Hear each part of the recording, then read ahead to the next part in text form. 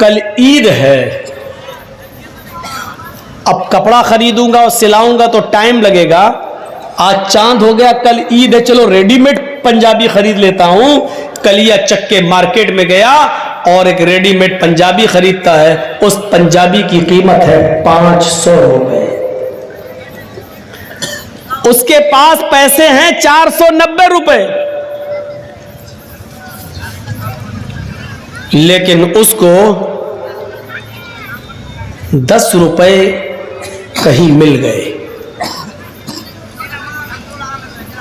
किसी आदमी के गिर गए थे, उसने उठा लिया और जानता है फला आदमी का रुपया गिरा है, लेकिन बताया नहीं। जमीन पर गिरी हुई चीज के भी आप मालिक नहीं हैं, इतना याद रखिएगा। अगर जमीन पर गिरी हुई कोई चीज आप को दिख जाए तो शरीयत का मसला यह है कि देख लिया, गुजर जाओ, उठाना नहीं। और अगर उठा लिया तो अब आपकी जिम्मेदारी है कि 1 साल तक उस चीज का आप ऐलान करेंगे, अनाउंसमेंट करेंगे कि अगर किसी की कोई चीज गिर गई है तो वो हमसे राब्ता कायम करे। कितने दिनों तक? 1 साल तक।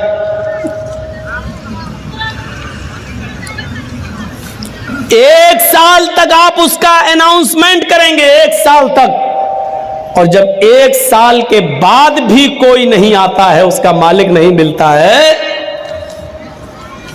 तब आप उसका 5वां हिस्सा सदका और खैरात करके बकिया चीज आप अपने लिए इस्तेमाल कर सकते हैं। यानी 100 रुपए मिले हैं आपको, तो पहले 1 साल तक उसका अनाउंसमेंट करो, बचेगा क्या? और 1 साल तक जब 100 रुपए का मालिक आपको ना मिले तो फिर उसमें 5वां हिस्सा यानी 20 रुपए सदका और खैरात गरीब को दो, और उसके बाद 80 रुपए आप इस्तेमाल कर सकते हो। वो भी कब? और ये इस्तेमाल करने की इजाजत आपको वो भी इस कंडीशन में मिल रही है क्योंकि आपने 1 साल मेहनत की है। यानी ये 80 रुपए भी आपके लिए तब हलाल हो रहे हैं जब आप 1 साल मेहनत करने के बाद उसके मालिक तक नहीं पहुंचा पाए या उसका मालिक नहीं मिला तब। 10 रुपए आपको मिल गए, लेकिन आपने उसको बताया नहीं जिसका गिरा, चुपके से आपने उठाया और 490 रुपए में 10 रुपए मिलाकर 500 रुपए का पंजाबी आपने खरीद लिया। 490 रुपए हलाल के हैं जो आपने रिक्शा चलाकर मेहनत करके कमाया, लेकिन 10 रुपए आपने उसमें हराम के मिला दिए, पंजाबी आपने खरीद लिया। अब जब तक वो पंजाबी, जब तक वो कुर्ता, जब तक वो कमीज आपके जिस्म पर रहेगी, अल्लाह की कसम ना आपकी कोई फर्ज नमाज कबूल होगी, ना फर्ज रोजा कबूल होगा, ना नफली नमाज कबूल होगी, ना नफली रोजा कबूल होगा। कब तक? जब तक वो पंजाबी आपके जिस्म पर रहेगी, तब तक। अब सोचिएगा, 490 हलाल के हैं, 10 ही उसमें मिलाए थे हमने, तो वो कमीज हमारे लिए हराम हो गई। और कलिया चक के चौराहे पर, चौरंगी पर खड़े होकर जो लॉटरी के टिकट बिकते हैं, वो एक टिकट खरीद लीजिए और अचानक धूल में लाठी लग जाए और 1 लाख, 2 लाख, 5 लाख, 10 लाख रुपए आपको मिल जाएं। जब 490 हलाल के रुपए में 10 रुपए मिला रहे हैं तो सब हराम, तो 1 लाख, 2 लाख रुपए प्योर सूद के जो आपको मिल रहे हैं बगैर मेहनत के, वो आपके लिए हलाल कहां से हो गए?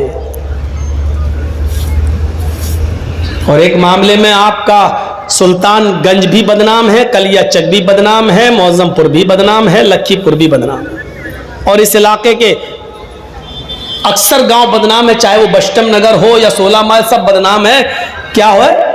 IPL में सट्टा लगाना।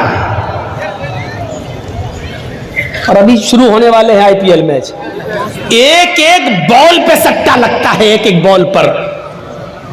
ये इतने विकेट ले लेगा, नहीं लिया तो इतना मेरा, ले लिया तो उतना तेरा, ये टीम जीतेगी,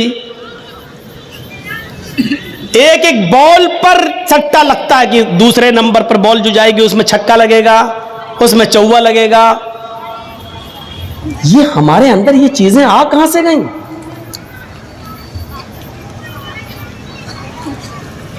ये तो प्योर हमने लगाया 1000 रुपया, या तो इधर गया या इधर आया। लेकिन तसव्वुर कीजिए, इस्लाम ये कहता है कि अगर आपने किसी को 100 रुपए दिए बतौर कर्ज, बतौर उधार, ये कहकर दिया कि आप 100 रुपए ले लीजिए, आपको जरूरत है, लेकिन 1 महीने के बाद जब आप वापस करेंगे मुझे तो हम आपसे 110 रुपए लेंगे। हम आपसे 110 रुपए लेंगे और आपने 1 महीने के बाद 110 रुपए उससे ले लिए, तो जानते हो ये 10 रुपए आपके पास जो आए हैं और आपने जो 10 रुपए 1 महीने के बाद ज्यादा ले लिया, आप तो सट्टे में 1000, 2000, 5000, 10,000 लगाते हो IPL के। यहां तो आपने किसी की मदद की है और उस मदद के जरिए उसने 100 रुपए में कमाया और 1 महीने के बाद 110 दे दिया। वो 10 रुपए जो आपके पास ज्यादा आ रहे हैं, उस 10 रुपए के बारे में अल्लाह के नबी क्या फरमाते हैं, सुनिए। अपने माजा की रिवायत है, दिरहमु रिबा याकुलुहु रजुलु वहुवा यालम। सूद का और ब्याज का 1 दिरहम खाना, हम तो 10 रुपए ज्यादा बता दिए, 1 रुपया भी सूद और ब्याज का खाना। अब सही आया हूं मैं। IPL का सट्टा लगाने वालों गौर से सुनना, कलिया चक्की चौरंगी पर खड़े होकर लॉटरी के टिकट खरीदने वालों गौर से सुनना, बैंकों में लाखों रुपए जमा करने के बाद सेविंग अकाउंट में सूद बढ़ जाता है और सेविंग अकाउंट से सूद लेकर खाने वालों गौर से सुनना। सूदी कारोबार करना, सूद पर रुपया देना और हर महीने 10%, 5% उससे सूद वसूल करना। अगर हम लोग ऐसा कर रहे हैं तो ये लोग भी सुने। अल्लाह के नबी सल्लल्लाहु अलैहि वसल्लम फरमाते हैं कि याकुलुहुर दिरहमु रिबा याकुलुहुर रजुलु वहुवा यालम। सूद का, ब्याज का, हराम का 1 लुकमा, 1 दिरहम खाना, 1 रुपया खाना, इस हाल में कि तुम जानते हो कि ये हराम है, ये जानते हो कि ये मेरी मेहनत की कमाई नहीं है। अशद्दु मिन 36 ज़नियतन, 36 मर्तबा जिना करने से भी ज्यादा सख्त है। कैसा लग रहा है? सूद और ब्याज का 1 रुपया खाना, जिसके बारे में अल्लाह के नबी फरमाते हैं कि 36 मर्तबा जिना करना। ओह, जिना, जिस काम को हम सबसे ज्यादा गंदा समझते हैं, किसी की मां, बहन, बेटी के साथ हम जिना करें, और 1 बार नहीं 36 बार जिना करना। अल्लाह के नबी फरमाते हैं 36 बार, 36 मर्तबा जिना करने से भी बड़ा और सख्त है ये काम, यानी सूद का और ब्याज का 1 रुपया खाना। और बुलाओ मौलाना जर्जीस को, इससे तो अच्छे हमारे यहाँ के मौलवी है, कम से कम ये सब तो नहीं बोलते। सब बोलते हैं, बोलने का अंदाज अलग अलग होता है। ये अलग बात है कि आप अपने इलाके के उलमा की बात एक कान से सुनते हैं, दूसरे कान से उड़ा देते हैं। क्यों? घर की मुर्गी दाल बराबर।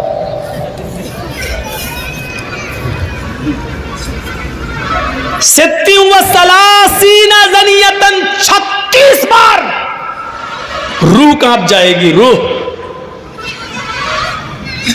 कहां हैं हम? एक हदीस के अंदर तो यहां तक अल्लाह के नबी सल्लल्लाहु अलैहि वसल्लम ने फरमाया, अर्रिबा इस्नान व सबऊन बाबन, ऐसरुहा अय्यन के हर रजुलु उम्महू।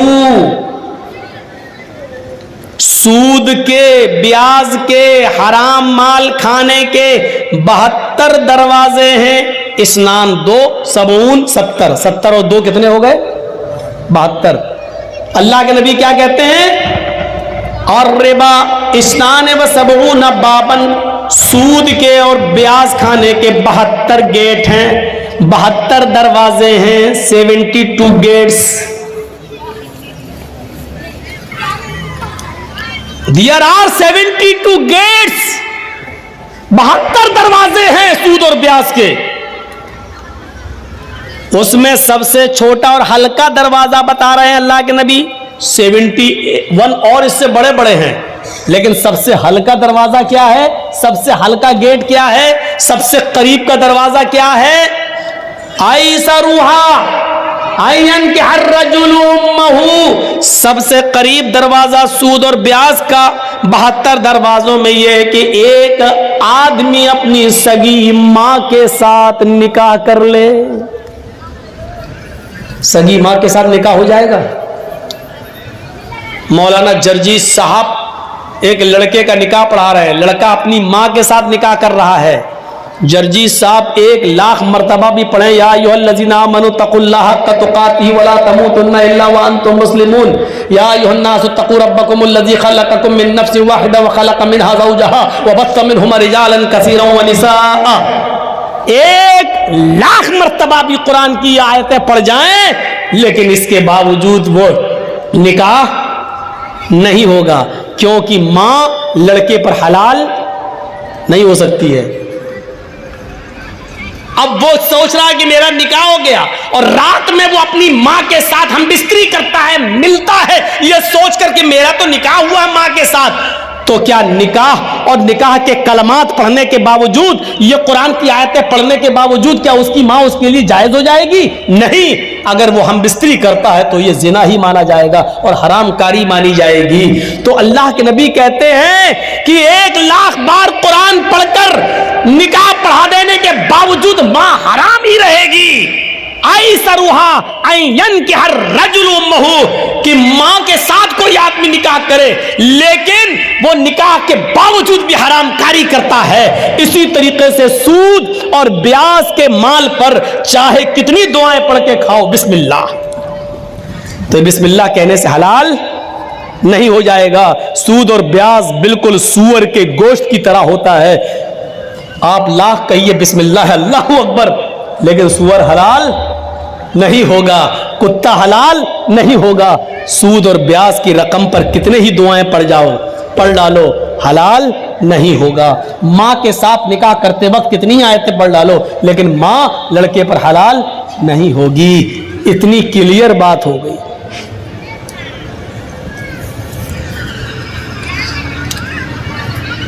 याद करिए, या अय्युहल्लज़ीना आमनू तक़ुल्लाह व ज़रू मा बक़िया मिनर रिबा। ऐ ईमानों वालों,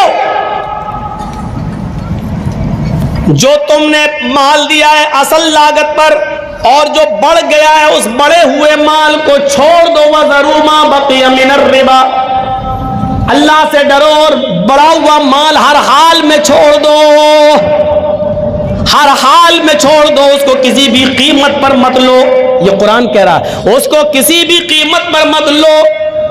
फ़इल्लम तफ़अलू फ़अज़नू बिहर्बिन मिनल्लाहि व रसूलिही, अगर तुम बड़े हुए माल को लेने से नहीं रुकते हो, अगर तुम जायद माल उससे नहीं बचते हो, सूद और ब्याज खाना नहीं छोड़ते हो, फ़अज़नू बिहर्बिन मिनल्लाहि व रसूलिही, तो अल्लाह और उसके रसूल से जंग लड़ने के लिए तैयार हो जाओ, अल्लाह और उसके रसूल से युद्ध लड़ने के लिए तैयार हो जाओ। दुनिया में किसने अपनी मां का इतना दूध पिया है जो अल्लाह से लड़ सके और उसके रसूल से लड़ सके?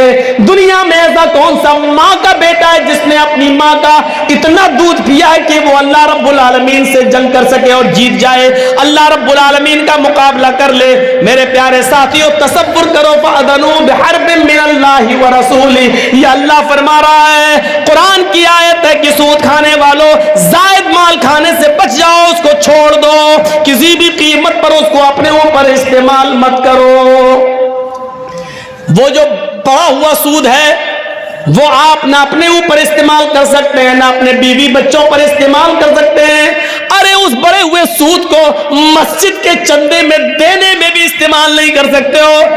अगर कोई ये कहे कि दे दो हम मस्जिद की लैट्रीन बना लेंगे, तो बड़ा हुआ सूद मस्जिद के पेशाब खाने और इस्तिंजा खाने और लैट्रीन बनाने के भी काम में नहीं आ सकता है। आप बड़े हुए सूद को मस्जिद के लैट्रीन और पेशाब और पायखाने के काम में भी इस्तेमाल नहीं कर सकते हैं, उस चीज में भी नहीं लगा सकते हैं। उस बड़े हुए सूद को आप अगर बैंक से लेते हैं तो जेल के आम कैदियों को जेल से छुड़ाने के लिए आप इस्तेमाल कर सकते हैं, आम शाहराह पर खर्च कर सकते हैं। जैसे कोई रोड है खराब है, उस पर हिंदू मुसलमान सिख ईसाई सब गुजरता है, उससे सबको फायदा होता है, ऐसी जगह पर आप इस्तेमाल कर सकते हैं। लेकिन जो सिर्फ मुसलमान जिससे फायदा उठाए वहां आप इस्तेमाल नहीं कर सकते हैं। अब आप गौर कीजिए, मस्जिद की लैट्रीन और पेशाब और पायखाना तक अगर उस पैसे से नहीं बन सकता और जायज नहीं है, वो माल आप अपनी औलाद को और अपनी बीवी को और अपने बच्चों को खिलाते हो। शर्म आनी चाहिए हमें और आपको, शर्म। ऐसा सब कुछ करने के बाद और हम ये उम्मीद रखें कि कयामत के दिन हमें इसका हिसाब नहीं देना होगा। मालिक यौमिद्दीन, वो कयामत के दिन का मालिक है, एक एक चीज पर नजर रखे हुए हैं। आप छिपाना चाहोगे तो ये जमीन खुद बोल देगी कि अल्लाह, इसने मेरे सीने पर खड़े होकर यहां सूद खाया था, ये चौरंगी थी, यहां से इसने लॉटरी का टिकट लिया था, आय अल्लाह इसने फला IPL इंडिया पाकिस्तान की टीम में इतने इतने रुपए इसने सट्टे में लगाए थे। ये जमीन खुद गवाही देगी। इज़ा ज़ुल्ज़िलतिल अर्ज़ु ज़िल्ज़ालहा व अख़रजतिल अर्ज़ु अस्क़ालहा व क़ालल इंसानु मा लहा। जमीन अपने अंदर के सारे सीने को, सारे खजाने को बाहर निकाल देगी। जब जमीन में जलजला पैदा होगा, जब जमीन में भूकंप आएगा, वक़ालल इंसानु मा लहा, और इंसान कहेगा इसको ये क्या हो गया है।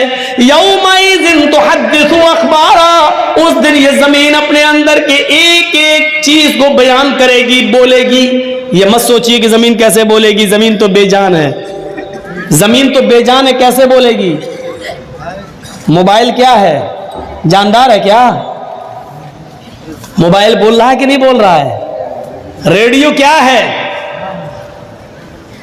बेजान है कि जानदार? बोल रहा है। टीवी क्या है, जानदार है या बेजान? बेजान, लेकिन बोल रहा है। जब साइंटिस्ट अल्लाह की दी हुई अकल से ऐसी चीज बना सकते हैं कि बेजान चीज को बोलने पर मजबूर कर सकते हैं, तो क्या अल्लाह रब्बुल आलमीन कयामत के दिन जिसने साइंटिस्ट को अकल दी है, क्या वो इस जमीन को बोलने की ताकत नहीं दे सकता है? आज बेजान चीजें बोल रही हैं। बंदूक में कारतूस लगा और छोड़ो तो आज उसकी भी आवाज निकल रही है, बेजान चीज बोल रही है। और ये सब चीजें जमीन से पैदा हुई हैं, लकड़ी, लोहा, तांबा, इन्हीं को प्लास्टिक, इन्हीं को तोड़ मरोड़ कर टीवी बना दी गई, इन्हीं को तोड़ मरोड़ कर रेडियो बना दिया गया, इन्हीं को तोड़ मरोड़ कर मोबाइल बना दिया गया है। जब जमीन से पैदा होने वाली इन चीजों को बोलने पर मजबूर किया गया तो जमीन क्यों नहीं बोलेगी? यौमइज़िन तुहद्दिसु अख़बारा, जमीन अपने अंदर के सारे एक एक करके सारी खबरों को बयान करेगी। ये सूरत हाल आज हमारी हो गई है। हम सट्टे लगा रहे हैं, हम सूद और ब्याज खा रहे हैं, हम IPL, और ऐसे ही लोग कयामत के दिन सोचिए। बंगाल के किसी जलसे में था मैं, तकरीर खत्म हो गई, जरा इस मंजर को देखिएगा। मैं अपना वाकया बता रहा हूं, अपना। उस वक्त मेरा एक छोटा बच्चा था 6 साल का, आज वो 7.5 साल का है। 1.5 साल पहले की बात बता रहा हूं मैं आपको। तकरीर खत्म करके मैं अपने रेस्ट रूम पर जहां हमको ठहराया गया, मैं गया, घर से फोन आता है रात के तकरीबन 1:30 बजे कि बच्चे की तबीयत उस वक्त 6 साल का था, तबीयत बहुत खराब है, सख्त फीवर है, हाथ लगा रहे हैं तो हाथ जल रहा है। मैंने कहा उसको जल्दी से लेकर निकलो। पड़ोस में आसपास डॉक्टर, लेकिन दरवाजा खोलने के लिए तैयार नहीं। रात की तारीकी में सरकारी हॉस्पिटल में ले जाया गया और मैं यही उत्तर दिनाजपुर के इलाके में, और रात के 4 बजे तक, 4:30 बजे तक बराबर राब्ते में रहता हूं। अब कैसी तबीयत है, अब क्या है, अब क्या कंडीशन है। और जब पता चला और बच्चे से बात की और उसने कहा अब्बू ठीक है, आराम है, और जब घर से पता चला कि हाँ रिलैक्स, आराम मिल गया है, उस वक्त तक मेरे भाइयों रात की नींद उड़ गई। कोई चीज खाने और पीने का दिल नहीं। ये कंडीशन, कभी आपको भी इस कंडीशन से गुजरना पड़ता होगा। आपका बच्चा अगर रात में पेट के दर्द से कराहने लगे तो आपके रात की नींद उड़ जाती है, और उस वक्त तक आप चैन और सुकून की नींद नहीं सो सकते जब तक कि उस बच्चे के पेट का दर्द बंद ना हो जाए। लोगों ने इस कोरोना काल में अपने बच्चों के दर्द को समझा है। इस बीमारी में उन्होंने अपने और अपने अजीजों को खोया है। वो जानते हैं कि जान की कीमत क्या है। मेरे भाइयों, जरा तसव्वुर करो, एक छोटे से बच्चे की हल्की सी बुखार की खबर, फीवर की खबर आपको आपके रात की नींद उड़ा देती है, और आपके बिस्तर पर कांटे चुभने लगते हैं। नर्म और गर्म बिस्तर भी आप छोड़ने पर मजबूर हो जाते हैं। लेकिन उस कयामत के दिन के दर्द को समझने की कोशिश करो। वही औलाद हमारे सामने होगी जिस बच्चे के लिए आज 6 साल की उम्र में हमने रात में बिस्तर छोड़ दिया। उसका हल्का सा फीवर हमें सोने नहीं देता है। लेकिन कयामत का मंजर ये होगा, यौम यफिर्रुल मरउ मिन अखीही व उम्मिही व अबीही व साहिबतिही व बनीही। कयामत के दिन इंसान भाग रहा होगा। यौम यफिर्रुल मरउ मिन अखीही, अपने भाई को देखकर भागेगा, नहीं नहीं उसके सामने नहीं आऊंगा, ये मुझसे एक नेकी न मांग बैठे। यौम यफिर्रुल मरउ मिन अखीही, आदमी अपने भाई को देखकर भागेगा। व उम्मिही व अबीही, अपनी मां को देखकर भागेगा, अपने बाप को देखकर भागेगा। वो डरेगा, मेरी मां मुझसे ये न कहने लगेगी बेटा दुनिया में मैंने तुझे अपना दूध पिलाया, पाल पोस कर बड़ा किया, आज तू अपनी मां को एक नेकी नहीं दे सकता है। ये मेरी मां मुझसे एक नेकी ना मांग बैठे, मेरा बाप मुझसे कहीं एक नेकी ना मांग बैठे। ऐसा ना हो। यौमा यफिर्रुल मरउ मिन अखीही व उम्मिही व अबीही व साहिबतिही व बनीही, इंसान अपनी मां से भागेगा, अपने बाप से भागेगा, व साहिबतिही, और अपनी बीवी से भी भागेगा। वो बीवी जो सुकून का जरिया होती है। इंसान दिन भर का थका हुआ आता है और अपनी बीवी की आगोश में जाता है तो दिन भर की थकान उसकी उतर जाती है और उसको अपनी बीवी से सुकून मिलता है। लेकिन कयामत के दिन अपनी बीवी को भी देखकर उससे भागेगा। वह साहिबतिही, उसको देखकर भागेगा। वह बनीही, और अपनी औलाद को, अपने बेटों को देखकर भागेगा।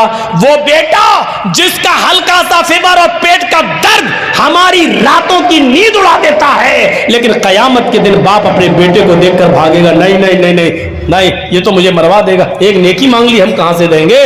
जरा तसव्वुर कीजिए आप, मैंने एक मिसाल जो आपने दी है और आप अपने ऊपर सोच कर और कयास करके जरा तसव्वुर करें।